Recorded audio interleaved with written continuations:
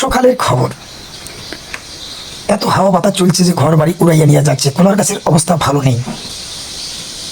তারপরে আসি যাই ঘরের খবর। বয়স্ক ঘরগুলা ফুটা কইরা হালাই দিয়েছে, ছিদ্র কইরা। ঘর থেকে বসে দেখা যাচ্ছে পৃথিবী দেখা যাচ্ছে। এভাবে চললে মানুষ বাঁচবে কিভাবে? পাথরের বন্যা বইয়া যাইতেছে। তারপরে আসি যাই ধানের খবর। ধানের অবস্থা ভালো না, বড় বড় পাথর পইরা ধানের গোড়া ভাঙ্গে গেছে গা।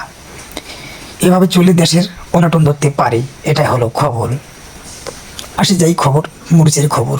মরিচের অবস্থা ভালো না, সব মরিচ ভাঙ্গে হলাইছে পাথর বৃষ্টি হইয়া। এভাবে চললে দেশের ক্ষতি হইতে পারে। তারপরে আসি তাঙ্কুর খবর। এত পরিমাণ পাথর বৃষ্টি হয়েছে, পাথর পড়েছে, সব তামাক মাটির সাথে মিশিয়ে গেছে, শুধু মুড়াটা পইরা আছে। এই দেখুন চাচা মেয়ে হাত দিছে মাথায়। তারপরে ভুট্টার খবর। ভুট্টার অবস্থা ভালো নেই, সব ভুট্টা মাটির সাথে মিশাইয়া দিয়েছে।